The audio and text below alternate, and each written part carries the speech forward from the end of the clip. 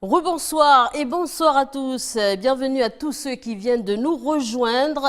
Kanaki, Nouvelle-Calédonie, un État souverain en Océanie. C'est l'intitulé de ce document élaboré par l'Union nationale pour l'indépendance, publié la semaine dernière.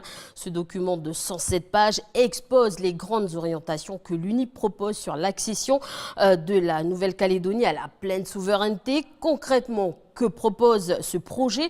On en parle avec notre invité Judicaël Selefen, membre du comité national des jeunes du Palika. Et le Palika est aussi donc fait partie de l'UNI. Bonsoir. Bonsoir Elise. Merci d'avoir accepté cette invitation. D'abord, un retour sur l'actualité du jour.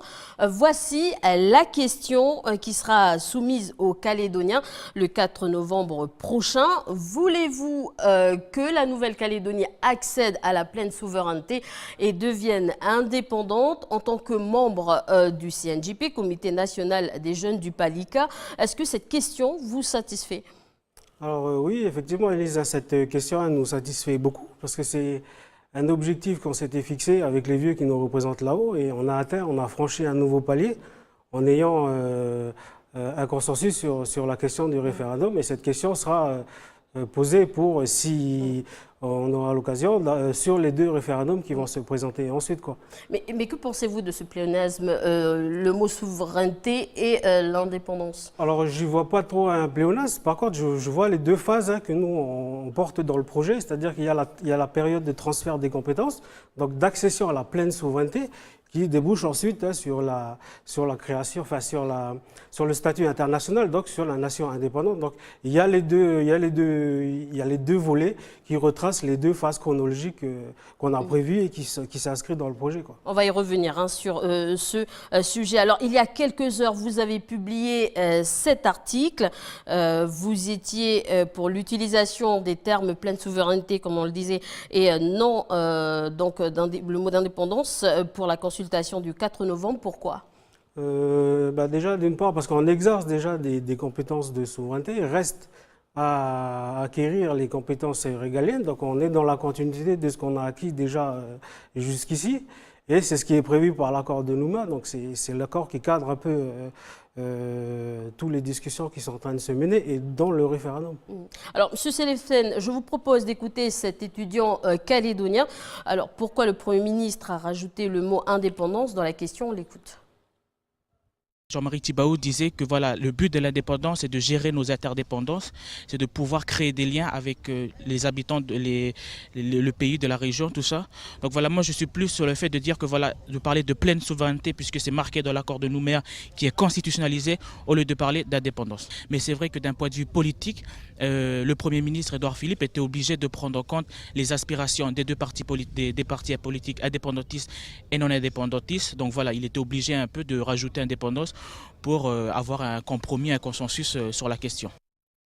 Donc le Premier ministre a cherché le consensus. La question a été trouvée par l'État parce qu'on n'arrivait pas à s'entendre ici au pays. N'est-ce pas là un échec? Oui et non, parce que oui, parce qu'on n'a pas réussi à discuter. Bon, chacun a ses postures, mais on va dire que c'est pas un échec, parce que de toute façon, l'État devait proposer la question si nos élus ne trouvaient pas de consensus, quoi. Alors, l'année prochaine, le G10 sera reconstitué sous la pression du Premier ministre. Est-ce une bonne nouvelle? Bonne nouvelle, je ne sais pas pour qui, mais parce que nous, enfin, les vieux qui nous représentent, ils ne sont jamais sortis du G10, donc on y est. Ceux qui sont sortis, ils reviennent. Donc nous, on discute avec les gens qui veulent discuter. Et donc, on ne discute pas non plus avec ceux qui critiquent et qui n'ont rien à proposer. Donc, c'est un peu dans cet état d'esprit. Donc, pour répondre à votre question, nous, ça nous indiffère, quoi. Alors, passons maintenant au programme de l'UNI, comme je vous le disais. Kanaki, Nouvelle-Calédonie, un État souverain en Océanie. C'est l'intitulé de ce document élaboré par l'Union nationale pour l'indépendance, publié la semaine dernière. Ce document de 107 pages expose les grandes orientations que l'UNI propose sur l'accession de la Nouvelle-Calédonie à la pleine souveraineté. Alors, si demain, la Nouvelle-Calédonie accède à sa pleine souveraineté, comment fonctionnerait ce nouvel État? Donc, élément plutôt un reportage que nous allons découvrir, les explications de Prosper Poigou. Kanaki Nouvelle-Calédonie serait le nom du futur État. Nouvelle-Calédonie pour symboliser la conquête coloniale, Kanaki pour symboliser la reconquête du pays par le peuple premier. Les habitants s'appelleraient les Kanaks, comme les Papous pour la Papouasie-Nouvelle-Guinée. Ils auraient comme langue officielle le français. Les langues kanak pourraient être reconnues comme langue nationale. L'emblème de la nation serait le drapeau composé de 3 bandes horizontales vertes, rouges et bleues, c'est-à-dire celui qui flotte déjà aux côtés du drapeau de la République française. Si le pays accède à sa pleine souveraineté, il y aurait un président de la République élu pour 5 ans, désigné au suffrage universel indirect par les grands électeurs. Le Congrès deviendrait l'Assemblée nationale de Kanaki Nouvelle-Calédonie. Il bénéficierait des acquis de Congrès actuels. Quant au gouvernement, il serait basé sur le système collégial et solidaire actuel, avec comme changement la nomination d'un Premier ministre à sa tête. Autre changement, le Sénat coutumier deviendrait la Chambre des représentants, avec pour mission de continuer à garantir la légitimité de l'identité kanak, sans occulter celle des autres identités. Et enfin la monnaie, elle sera définie lorsque le pays accédera à la pleine souveraineté. Fin de citation. Alors, M. Selefen, ça doit être le fruit de longs échanges entre vous, ce travail. J'ai pas compris la question. Ça doit être le fruit de longs échanges entre vous, ce travail du projet de l'indépendance proposé par l'UNI. Pour en discuter, oui, on fait les échanges avec l'ensemble des jeunes. Donc c'est pour ça que nous, le CNJP, on se mobilise sur le terrain. Donc lors du congrès du Palika à Rama l'année dernière, on a demander aux jeunes de se mobiliser pour communiquer sur le projet. Donc c'est ce qu'on fait. On a calandé un certain nombre de dates cette année et on va s'activer à communiquer sur le projet, organiser des journées citoyennes pour communiquer sur ce projet. Alors vous dites les nationaux citoyens du nouvel État s'appellent Kanak. Ça signifie que le Caldoche ou l'Indonésien, on l'appellera Kanak en tant qu'habitant de ce pays. Pensez-vous qu'ils vont accepter qu'on les appelle Kanak? Alors, peut-être pas parler pour eux, mais c'est la proposition première du peuple premier. Donc on est obligé de proposer cette appellation-là. Après, c'est sûr que ça va chercher au plus profond de soi. C'est le sentiment d'appartenance qu'on a avec ce pays. Mais déjà, dans la citoyenneté qui a vocation à se transformer en nationalité, on a des citoyens de diverses origines. Donc, il y a des citoyens calédoniens comme vous, que vous êtes originaire de Marais, Lifou. De Lifou. Donc voilà, c'est un peu cet exemple. Donc il y a pas, c'est libre à chacun de choisir en fonction de ce sentiment. Mais c'est vrai que ça va chercher, c'est pas juste une question de nationalité, c'est plus profond que ça, quoi. Alors, M. Selefen, nous sommes suivis en direct sur notre page Facebook. Donc une interlocutrice demande quelles seront les langues officielles. La langue officielle, on va pas se leurrer, c'est le français. Nous, enfin moi pour les gens de ma génération, donc nous on a 30 ans, donc on a appris le français depuis le primaire, et donc ça restera la langue officielle de ce pays, avec les langues vernaculaires. Du coup, les langues kanak ne seront pas officielles? Elles seront parlées, quoi. Mais pas officielles, je ne sais pas, mais ça n'empêche que ces langues seront parlées par les ressortissants de la coutume, si on parle des langues vernaculaires. Parce qu'on a des autres communautés qui parlent leur langue, les Vietnamiens. Donc c'est les citoyens calédoniens aussi pour continuer à s'exprimer dans leur langue. Alors le projet de société proposé par l'UNI est bien une contribution au projet au FLNKS, du FLNKS. Ne craignez-vous pas que cela puisse embrouiller l'esprit des citoyens? Je pense pas. Après, c'est vrai qu'il faut bien communiquer. Ce projet, il a pour point de départ aussi les travaux qui ont été effectués, notamment le projet de constitution déposé en 86 par le FLNKS. Donc, on ne part pas de rien du tout, on part aussi de là. Donc, c'est une contribution au projet qui est porté par le Front de Libération Kanak Socialiste. Alors, l'Union, autre passage, l'Union nationale pour l'indépendance est favorable au principe de la double nationalité, c'est-à-dire kanak et française? Oui, bon, si on dit que c'est kanak et français, donc c'est à discuter avec la puissance française. Donc dans la période de transition qui est prévue, c'est une éventualité qui pourrait se proposer aux citoyens calédoniens. Alors il y a plusieurs passages qui concernent la perte de la nationalité. Est-ce que vous êtes favorable à ce principe? De perte de la nationalité? Je n'ai pas forcément d'avis. Alors l'actualité, ça porte sur la déchéance de nationalité, mais on n'est pas dans le même contexte, quoi. Nous, on n'a pas fait des crimes. Mais non, c'est bien un choix que chaque Calédonien doit faire. Justement, sachant que la déchéance de nationalité a fait polémique en France. Oui, mais on n'est pas dans le même cadre. Là. On n'a pas été des terroristes ou des choses comme ça, quoi. Alors, ce document donc, décompose l'indépendance en 3 étapes. La première, c'est l'accord de Nouméa il y a 30 ans. La deuxième commence aujourd'hui avec le référendum et durant 4 ans jusqu'en 2022. La troisième qui commence avec l'adoption de la constitution de Kanaki, Nouvelle-Calédonie. Selon vous, le pays sera prêt en 2022 ? Bah, on va dire qu'on ne sera jamais assez prêt. Mais ce n'est pas parce qu'on n'a jamais fait qu'il ne faut rien faire. Donc il faut y aller. Il faut y aller, c'est un moment. Donc nous, au Conseil national des jeunes du Palika, le message qu'on veut porter, c'est que nous, les jeunes qui avons vécu les 30 dernières années, c'est ce que vous décrivez un peu dans les périodes, on a vécu nos 30 glorieuses années. Donc on a vécu dans la paix, on va dire dans la richesse économique et tout ça. Donc c'est un moment unique à vivre et il faut le vivre. Et il faut qu'on traverse cette rivière, on va dire ça comme ça. Alors, pour ceux qui ont le document entre leurs mains, parce que c'est disponible, par exemple, sur Internet ou sur Facebook, sur la page 26, maintenant, le projet dit KNC, donc Kanaki, Nouvelle-Calédonie, ambitionne d'être une nation démocratique qui transcende par la citoyenneté ses particularismes ou ses diversités concrètes. Donc, concrètement, comment faites-vous pour persuader les Calédoniens que KNC va valoriser les spécificités culturelles et communautaires locales? On le fait déjà, quoi. Les communautés sont reconnues, on le fait déjà dans ce qu'on vit tous les jours. Et il n'y aura pas de rupture fondamentale entre ce que l'on vit aujourd'hui et ce que l'on vivra après.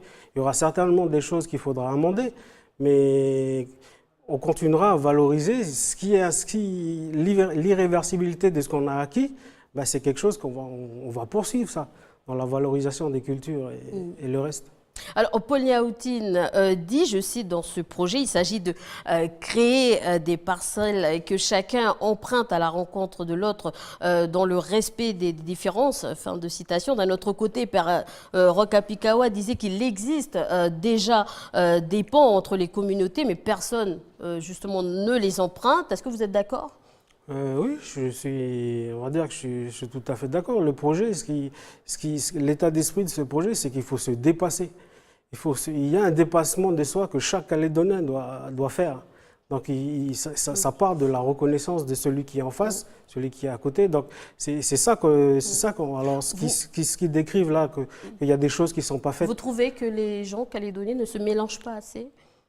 Ça dépend où, mais quand on regarde dans l'intérieur et les îles, c'est ce qu'on appelle le vivre ensemble, c'est du quotidien, quoi. On reconnaît l'autre. Les gens, quand ils arrivent chez les gens dans les îles ou ici dans la Grande Terre, il y a ce geste qu'on dit bonjour aux gens, c'est ça, c'est reconnaître les gens, quoi. Donc une remarque, plutôt une question sur notre page Facebook, donc une autre crainte des Calédoniens, comment seront financés les hôpitaux ? Il y a déjà une chose qu'il faut regarder, c'est que peut-être qu'on vit au-dessus de nos moyens. Donc il faut décortiquer précisément de ce qu'on a besoin déjà. Et là, quand on regarde les infrastructures, on fait des infrastructures à des coûts exorbitants et c'est peut-être pas normal, quoi. Donc il faut regarder de ce qu'on a vraiment besoin et envisager des partenariats avec la France, avec des pays de la région. Donc c'est pas insurmontable. Il faut pas avoir peur, on va pas tomber dans le néant, quoi. Alors, ce projet veut préserver, en revenant sur le document, ce projet veut préserver le mode de financement solidaire actuel du pays. Je cite, la redistribution des ressources vers les collectivités sera assurée par la clé de répartition des dotations budgétaires. Est-ce que le découpage administratif des provinces et la répartition des ressources seront modifiés ? Alors certainement qu'il va falloir les modifier en fonction de la démographie, en prenant en compte toutes les mobilités qu'il y a pu avoir, mais ça, on va dire que c'est presque un détail, quoi, dans le projet. Ouais. Alors, une dernière question, Monsieur Séléphène. Vous dites qu'il y a très peu de Calédoniens dans ce secteur. En tant que jeune sur le terrain, ça fait partie aussi des messages que vous voulez faire passer? Oui, c'est un peu ce que je disais tout à l'heure. Donc, c'est un grand moment à vivre. Donc, on appelle à toute la jeunesse qui sont ici et qui sont en France, que c'est une nouvelle ère qui s'ouvre à nous. Donc, on appelle à ces jeunes, par rapport à la consultation que l'on va traverser, là, c'est de réfléchir, de penser ce moment comme un jeune Calédonien et non pas comme un jeune Français. Et il faut vivre ces moments positivement. Ça doit être une fête pour tout le monde, quelles que soient les convictions de chacun. Est-ce que vous pensez que les élus, donc nos vieux, hein, nous laissent assez de place à nous, les jeunes, pour prendre la parole? J'ai envie de dire, est-ce que nous, on est prêts à prendre leur place? Alors justement, est-ce que vous, en tant que jeune, vous êtes prêt? Je vous pose la question en tant que jeune. Oui et non. Il y a beaucoup de jeunes qui s'investissent et qui s'engagent, pas forcément en politique, mais dans des associations, dans des choses comme ça, quoi. Dans des mouvements citoyens, des jeunes citoyens, il y en a pas mal sur les réseaux là mais alors, si la réponse à la question sera oui, si le oui l'emporte durant le référendum, où est-ce que vous seriez, vous, par exemple? je serai à ma place, c'est là où j'ai toujours été. Donc, on continuera à construire ce pays. Comment on appelle ça? Où est-ce que vous aimeriez être plutôt? Oui, je continuerai à être ici, de travailler, de faire mon travail. Donc voilà, il n'y a rien qui va changer, quoi. Donc, merci d'avoir accepté. C'est moi qui vous remercie. Merci d'avoir accepté cette invitation et d'avoir répondu à nos questions. Je vous propose encore une fois ce que propose ce projet d'indépendance, une contribution de l'UNI, des explications de Prosper Poigou. Kanaki Nouvelle-Calédonie serait le nom du futur État. Nouvelle-Calédonie pour symboliser la conquête coloniale, Kanaki pour symboliser la reconquête du pays par le peuple premier. Les habitants s'appelleraient les Kanaks, comme les Papous pour la Papouasie-Nouvelle-Guinée. Ils auraient comme langue officielle le français. Les langues kanak pourraient être reconnues comme langue nationale. L'emblème de la nation serait le drapeau composé de 3 bandes horizontales vertes, rouges et bleues, c'est-à-dire celui qui flotte déjà aux côtés du drapeau de la République française. Si le pays accède à sa pleine souveraineté, il y aurait un président de la République élu pour 5 ans, désigné au suffrage universel indirect par les grands électeurs. Le Congrès deviendrait l'Assemblée nationale de Kanaki Nouvelle-Calédonie. Il bénéficierait des acquis de congrès actuels. Quant au gouvernement, il serait basé sur le système collégial et solidaire actuel, avec comme changement la nomination d'un premier ministre à sa tête. Autre changement, le Sénat coutumier deviendrait la Chambre des représentants, avec pour mission de continuer à garantir la légitimité de l'identité kanak, sans occulter celle des autres identités. Et enfin la monnaie, elle sera définie lorsque le pays accédera à la pleine souveraineté. Fin de citation.